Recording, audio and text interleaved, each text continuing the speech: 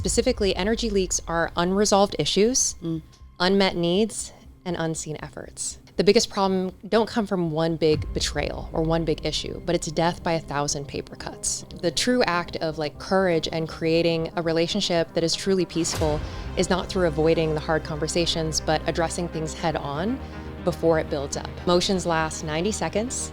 Yep. If we are not engaging with, we're not clinging on to them, and we're not exasperating them. Fear is your compass. If you're leaning into the moments that you're afraid in your relationship, that's your way forward.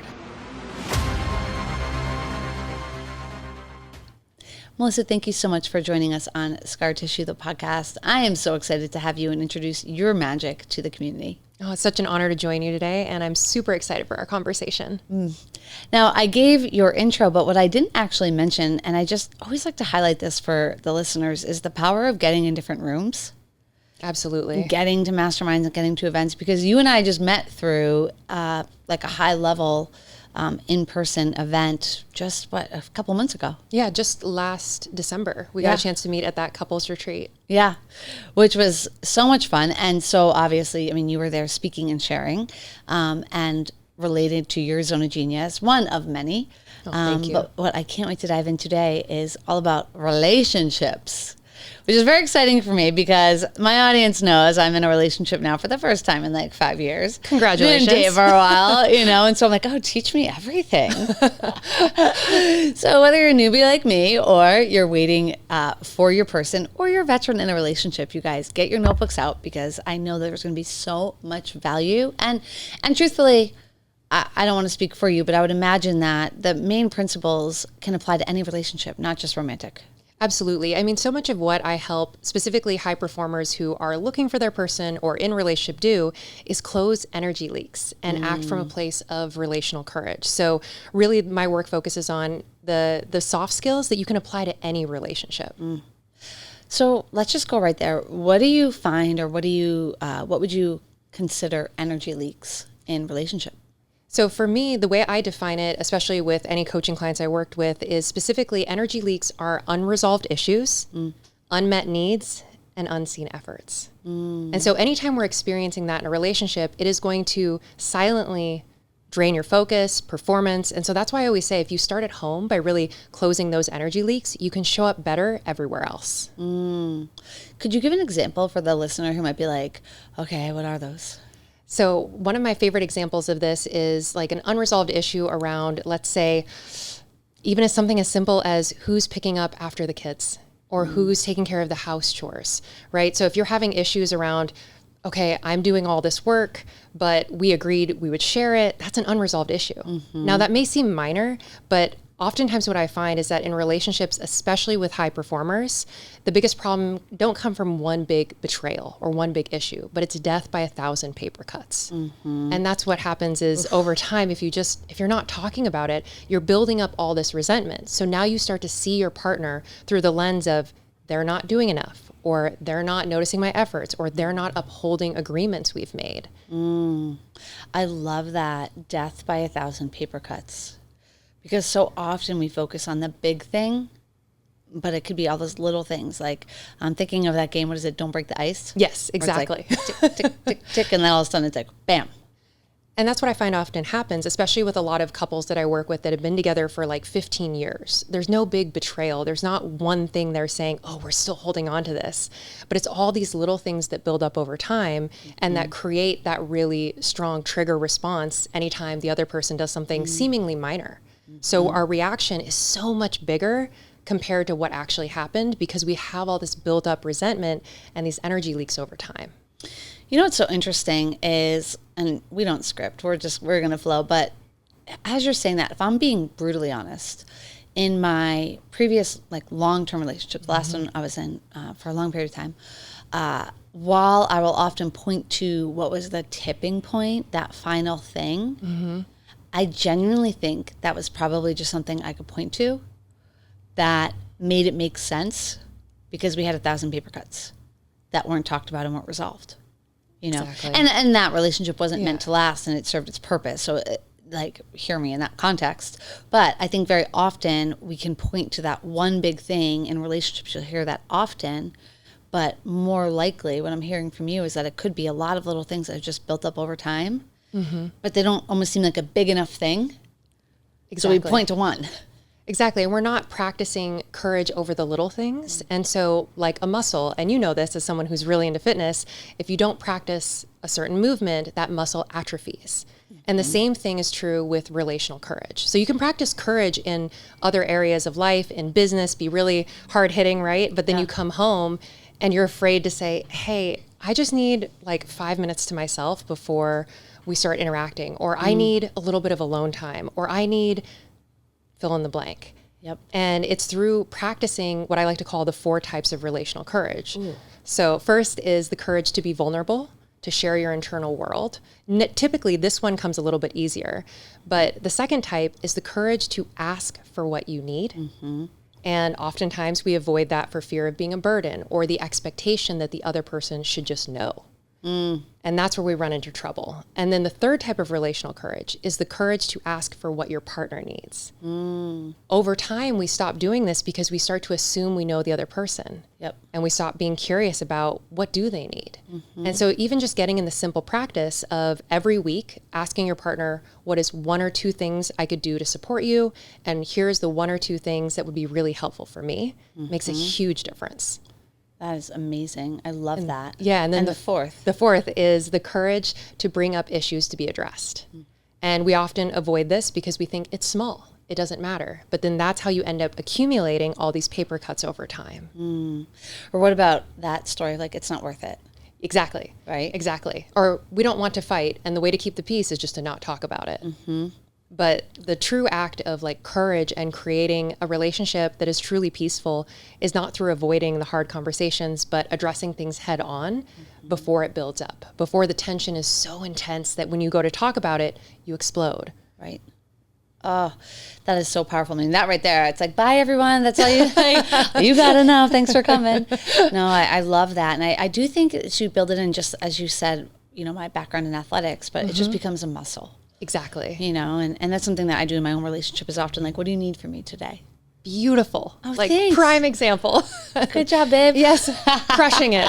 Because we forget to do that. We really do. Yeah. We start to assume we know the other person. And that's where I think one of the really core virtues in relationships is curiosity. Yes. And always approaching the other person, not just about curiosity about what they need, but being curious about what is the story you're telling yourself when this interaction happens? Right. So we stop assuming that the other person is viewing everything through the same lens of reality. Right. Remembering that we are 2 unique people, no matter how long we've been together, with 2 entirely different sets of experiences. Yeah. So even just using the language, the story I'm telling myself is so profoundly powerful because it reminds you first that what you're experiencing is simply a story.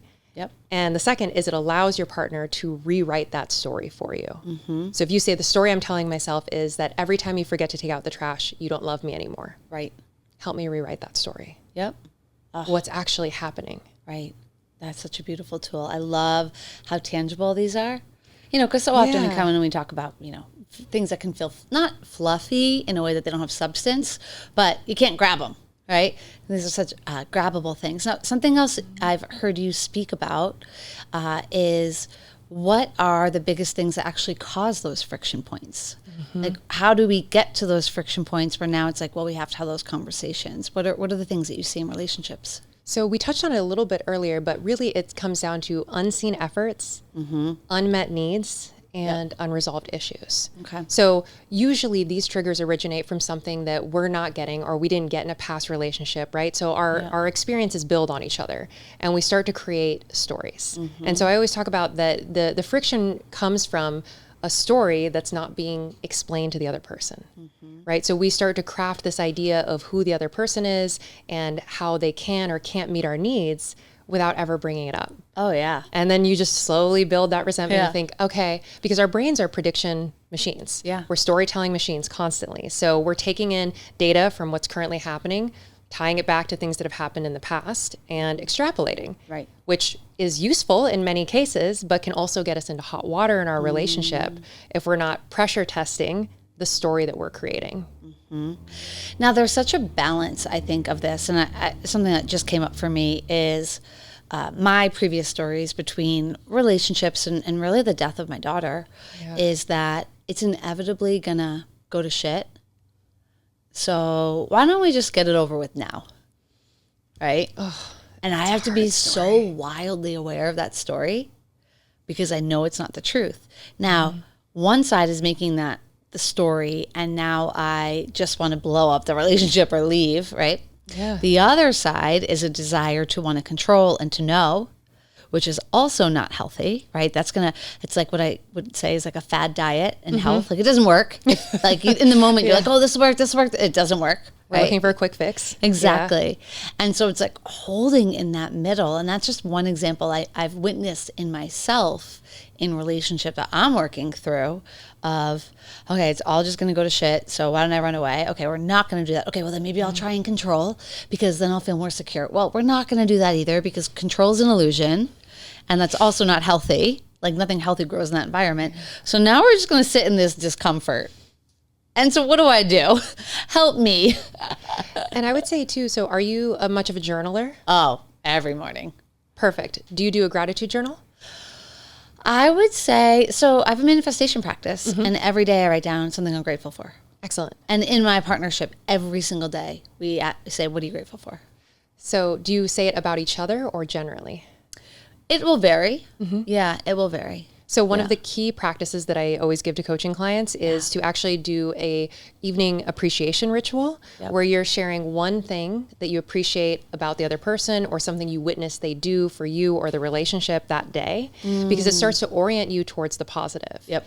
And I would say, especially in your case of explaining, you are very aware of this story. So what your brain needs is stacking evidence that this is not going to end. This is not going to implode. So even making a consistent list or writing it down or sharing it with your partner of ways you can tell that he's committed, ways that he's investing. And so if you start listing out all the ways he's investing and all the reasons why based on present tense evidence that it's not going to come to an end, you can start to shift that lens for yourself. This is also something I have couples do that view each other through the lens of he doesn't care or she doesn't care, is making a list of all the ways that they show up for them. Yeah. And it's profound because when your brain starts to actually see evidence to the contrary, it starts creating a new story.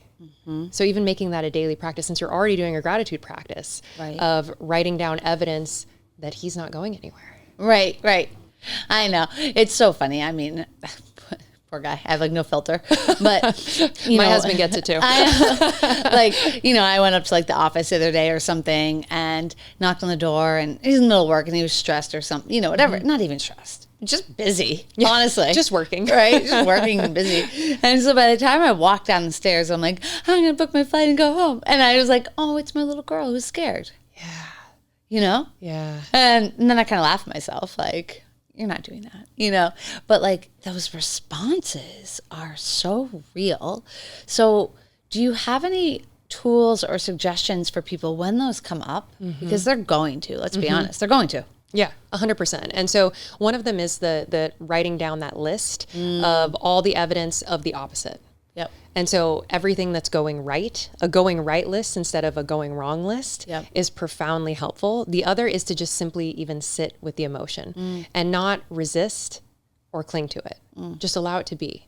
Because there's a lot of research, and I'm sure you're familiar with, that emotions last 90 seconds if we are not engaging with, we're not clinging on to them and we're not exasperating them. So really just being with. The other one that I love is if you're somebody who likes the kind of physical element of it, is wearing a rubber band and just simply snapping the rubber band every time you have the thought. It creates space between you and the thought and kind of a physical awareness, because when you can get back into your body, into your five senses, the emotions slow down. If you're like, I'm feeling my hands on the chair, I'm feeling my feet on the ground. And so just coming back to your senses pulls you out of the spiral that often happens. Right. Wow. I love that. I'm so glad. You know what I was thinking? You said 90 seconds. I mean, first of all, like that's great. I mean, I think 90 seconds will feel like a lifetime when you're in that emotion. It absolutely will. It's kind of like, it reminded me of like 90 seconds in a cold plunge. It feels like the longest 90 seconds ever. Can feel like an hour. It can feel like an hour, right? But you just breathe through it. Exactly. So much nervous system regulation. And even just being aware of it or naming, I feel fear, I feel anger, I feel whatever the emotion is, because simply by naming the emotion, you're creating separation neurologically between you and the experience. Yeah. Because you are the experiencer of those emotions. You are not those emotions. What do you wish more couples understood? I wish more couples understood that their partner cannot read their minds and they shouldn't have to. It's so foundational and so simple, but so powerful. Is just asking simply for what you want or need, or what you want, that how do you want them to respond when you're feeling emotional? Like giving your partner the playbook to you is so powerful. Yeah. Yeah. And the truth is, I think when I've done that, I've also said, this feels scary because I'm trusting you not to weaponize my playbook. I'm giving you everything, right? I'm giving you the map. And so that takes courage, to your point. Absolutely. Right? To be able to communicate that. Yeah, and it can be scary, and it should be, because you're doing something new and you're doing something different. And I always say fear is your compass. If you're leaning into the moments that you're afraid in your relationship, that's your way forward. You know, what's so interesting is when I was in my grief therapist's office after my daughter passed, it was obviously hard for her father and I. And I was, you're going through it all. And what she said to me was that most relationships don't fail because of the loss of a child. If a child's died in this situation, they fail because of the expectation of the other person to grieve the same way you do. And I just took that and ran with it in every aspect. Where do I have an expectation that they're going to read my mind? Where do I have an expectation that they're going to work the same way I do?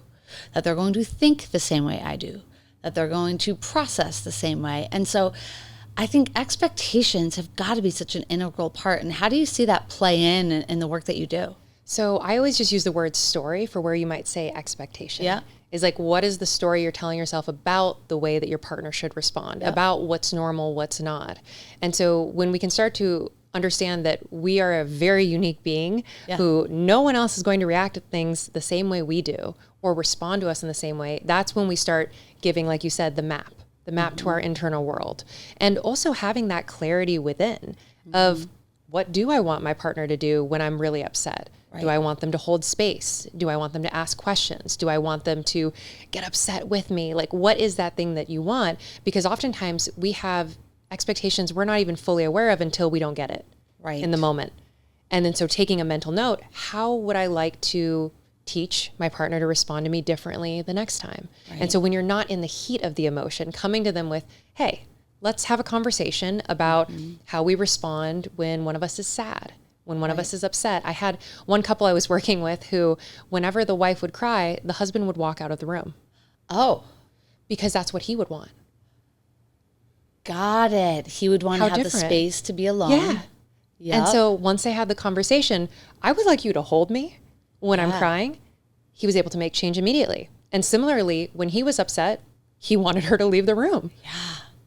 But it sounds awful when I first said it. I saw your response. And that can be anyone's response of, what do you mean you're leaving when I'm crying? Or what do you mean? But that's how he perceived that she would want to be cared for. And so understanding that we are so different from anyone and getting crystal clear on what your needs are in heightened emotional moments and sharing that before the moment arrives. If there's one thing to really take away, it's over communicate before and have a plan before the emotion strikes. I love that. Now, as a, high performing, high level entrepreneur, speaker, a million amazing accolades. You as well. Thank you. How do you find that masculine feminine in relationship, particularly, and a lot of the women listening to this are high performers, executors, drivers in their work? So finding a partner who embraces that and also balances both sides of the duality is key. So one of the things I love about my husband most is that he can be incredibly soft when we're together, but he's also a hard-charging former Marine. So, I mean, the masculine-feminine dynamic, I think everyone possesses both. And so it's all about knowing when you want to be in what space, or even intentionally asking your partner when you want them to take the lead, especially for high performing women. So I don't know if this has been an experience for you, but at the end of the day, you may not want to make decisions anymore. Yeah. You're just like, you pick where we're going to dinner. Yeah. I'm out. Yes. And so, but communicating that in advance, again, it's this over communication that may feel like a lot early on, but allows you to be in your feminine. If you proactively say, hey, this is an opportunity, like, let's trade off planning dates. Right. Could you take the lead today? Right. I love that. And I think giving women, because I have a more women-dominated, female-dominated audience, the permission to understand, like, you can be both. 100%. I was speaking recently at an event in Miami, and I was on stage and I was saying, like, I'm a driver. I have 80 contractors. I do this, I do that. And at the end of the day, I like literally look at my boyfriend. I'm like, help me, you know? I don't want to do anything, you know? Yeah. But I also think that there's something nicer about the duality when you are so far in that, in one area of your life, to then be able to flex into the other. You almost appreciate it more. You do. Absolutely. Yeah. And that's been my own experience. I mean, prior to even meeting my husband, I went on over 100 first dates. Oh, okay. We need to hear more about this. I went on a lot of dates. Okay.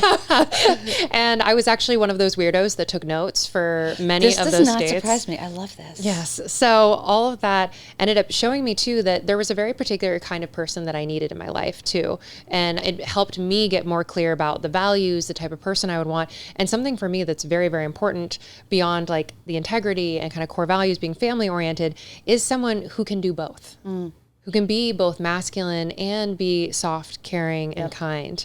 And so once I understood how to balance that a little bit more within myself, I knew what to look for when I was in the dating process. How did you decide to go on 100 first dates?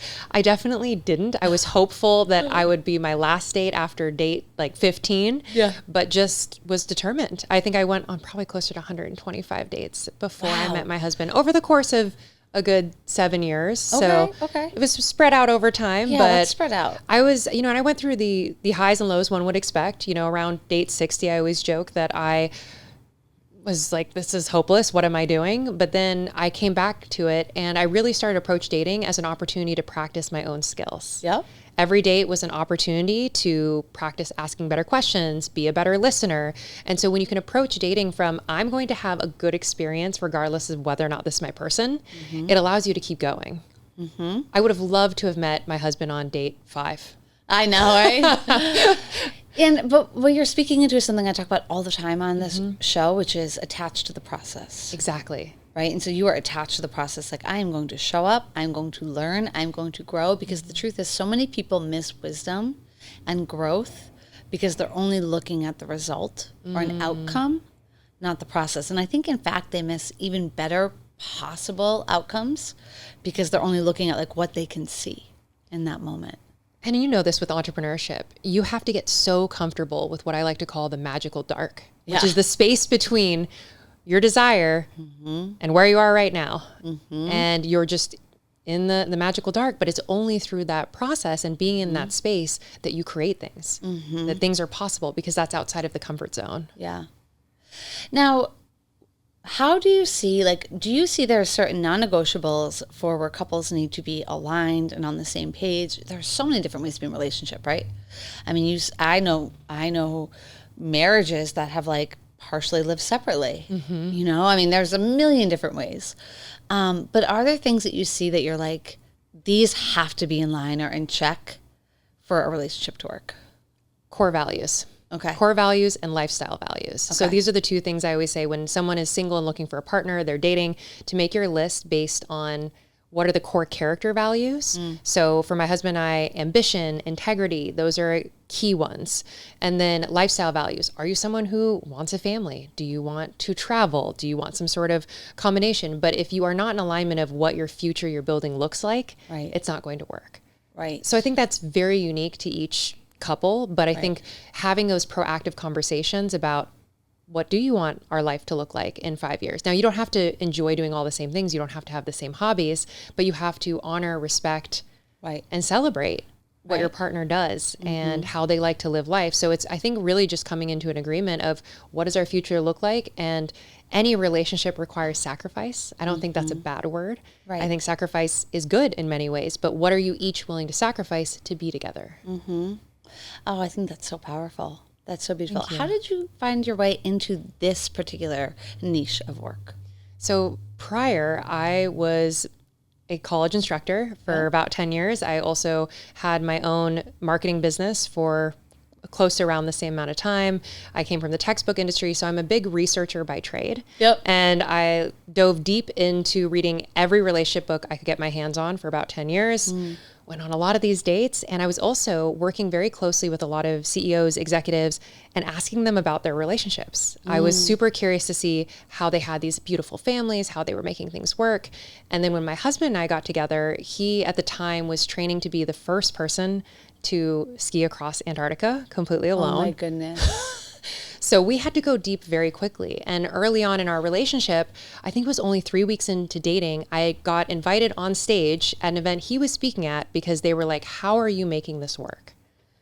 Wow. So almost from the moment we got together, we were getting questions about how are you making your relationship work? He's going to be gone for 4 months doing not just a normal work trip. Oh my goodness. And we had to raise $1 million while traveling 80% of the year for his training. And we were able to accomplish all those things because we were doing something really different.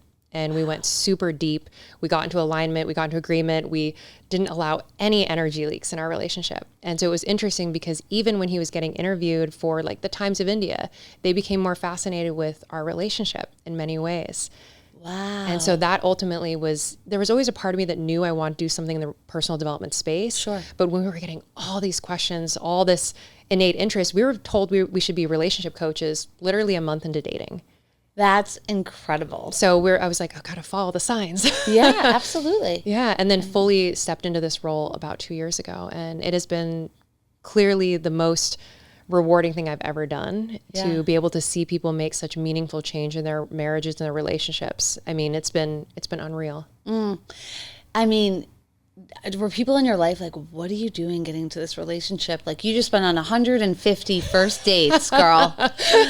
And now you're picking a guy who's going to Antarctica? Like, come on. You know what was funny? All of my friends said this makes perfect sense because he was somebody who moves at the speed and with the same intensity and drive that I did. And that was ultimately a lot of the things I was looking for in a partner. And he has such a big heart. Like, he is the sweetest person. I mean, his network, everyone considers him the glue.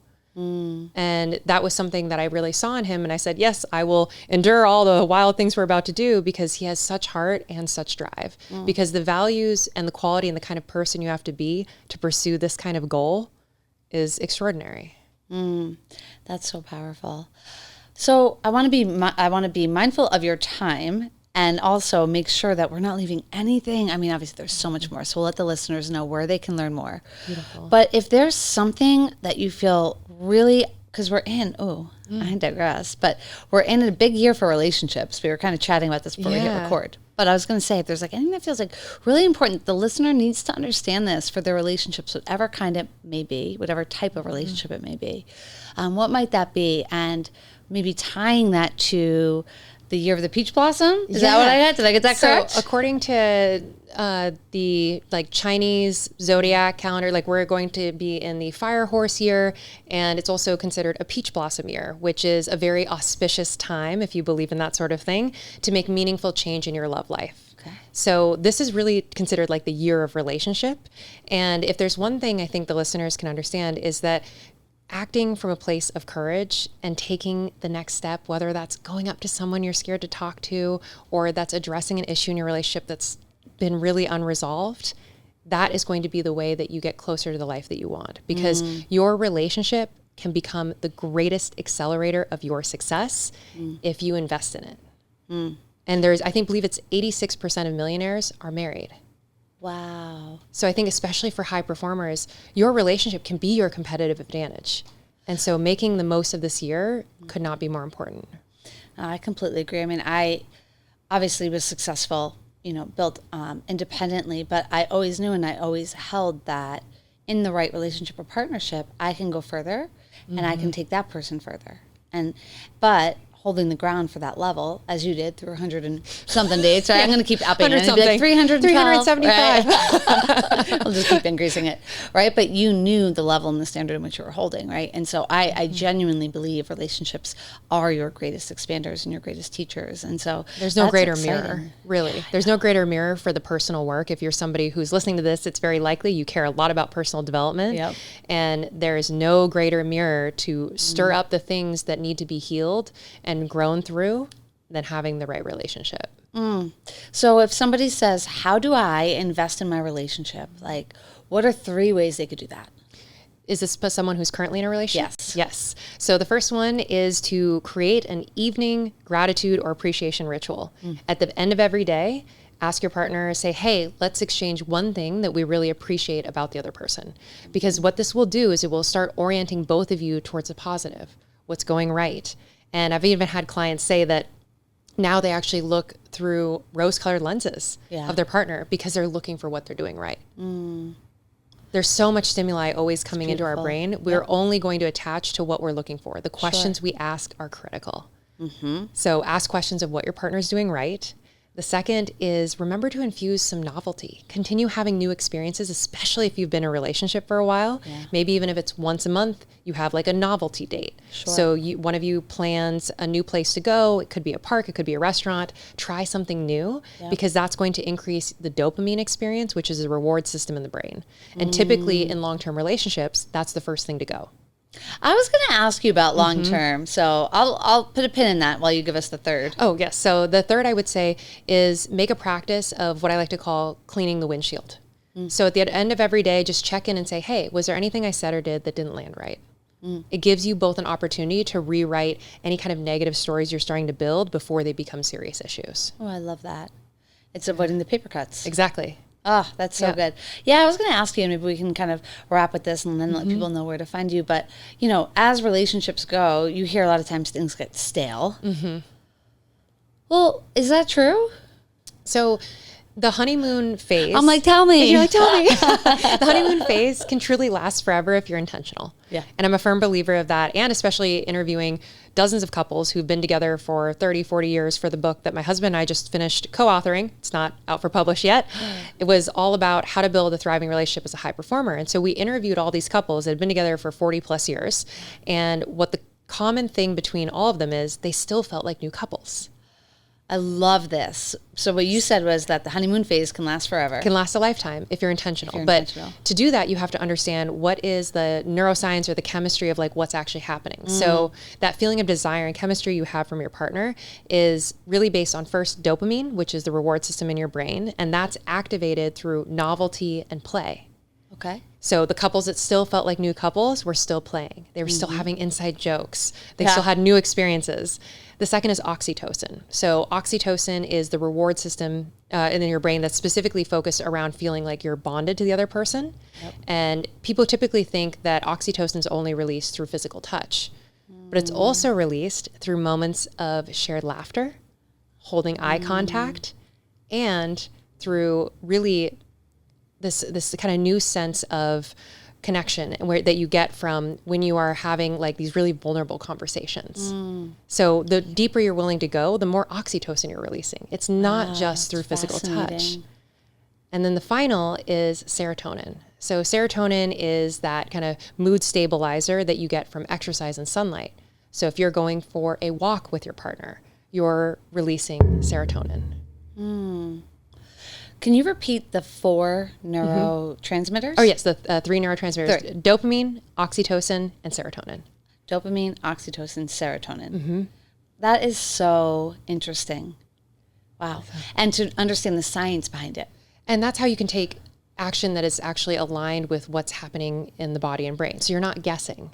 Which is so on brand for you, right? Because you're a researcher. Totally, 100%. Right? Everything's research focused for me. So it's not just like, you know, and I did an entire training one time years ago about how like Disney and Happily Ever After, how it's like ruined it for all of us. You know what I mean? It really has. It really has. Because it's like unrealistic expectations, right? You must feel this like intense spark when you first meet. Yeah. I didn't feel that with my husband. Neither did he. Yeah. It built through having these deeper conversations, finding alignment, and you can build chemistry. So if someone's listening and you are single, Please stop choosing whether or not you go on a second date with someone based on how much of a spark you feel. Yeah. Because it's also likely you're going on a date that isn't conducive to building that sense of Right. chemistry. You're sitting across from the person, looking them in the eye, having zero physical touch. You're not like playfully touching their arm, nothing. So you're not getting oxytocin. You're not getting a lot of the neurochemicals needed to feel that spark. But let's say you go on a walk. That's going to produce something different. So couples can keep it alive Absolutely. by focusing on those 3 things. Yeah. And taking intentional actions that produce those. Intentional actions towards those. And I loved how you reinforced for if somebody's single, not to rule something out because it doesn't, because I will tell you, like, that was something I had to train myself for, is that like that whatever it may be is oftentimes unresolved wounds or something. You know what I mean? It is not your higher self. 100%. It is not. And so I love that. Like, give it the space to create the chemistry. Like, let things kind of marinate a little bit. And really focus on value alignment over everything. Yeah. Because ultimately, this person is going to become your best friend, the person you spend the most time with. Like, if you are not value aligned and what you want your life to look like, chemistry can be built, but alignment can't be manufactured. I love that. Chemistry can be built, alignment can't be manufactured. You have dropped more things that we could put on a t-shirt and a coffee mug today. Oh, appreciate it. So thank you so much. Is there anything else that you would like the listener to kind of leave with, think about, action step to take as they are looking and evaluating their own relationships? So the biggest thing I would encourage you to do if you're listening is to take one aligned action, whether you're single or in relationship, over the next week. So whether that's implementing a new ritual or habit in your relationship, or it's making your list of your ideal partner and going into a new space, going on a first date. I just really want, if you're listening, to take in that the only way you're going to create the love life you want is through intentional action. I love that. Doesn't magically happen. We can manifest all we want, but if we're not taking aligned action, That's it's not a whole showing up. other episode right there. I have like a whole rant on manifestation and I'm sure we're aligned. yeah, we'll talk about that. It's both. You need both, but that's another You do. episode. Everything is strategy and serendipity. So Yes. if you're not taking that action, luck doesn't show up. Yep. You know, and it was honestly like, I mean, the whole podcast is birthed from the death of my daughter, right? From the loss of my daughter. And one of the greatest lessons that grief taught me was no one's coming to save you. No one's creating your dream life for you. No one's building your business for you.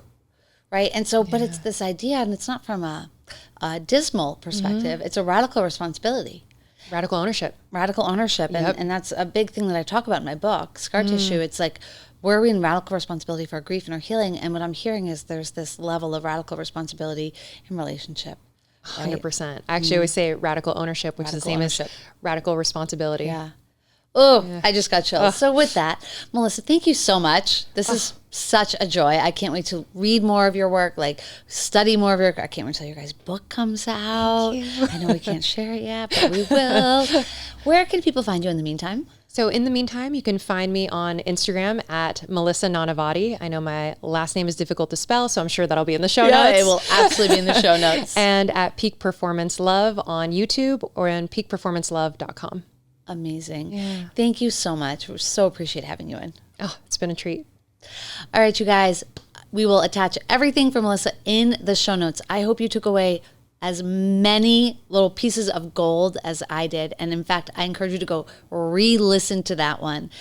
Subscribe to Scar Tissue if you have not for more content like this. Be sure to follow Melissa on Instagram. Again, we will link everything in the show notes. Go take your notes, re-listen, find the gold, and go take this to your relationships because that's where the magic's going to begin. See you next episode.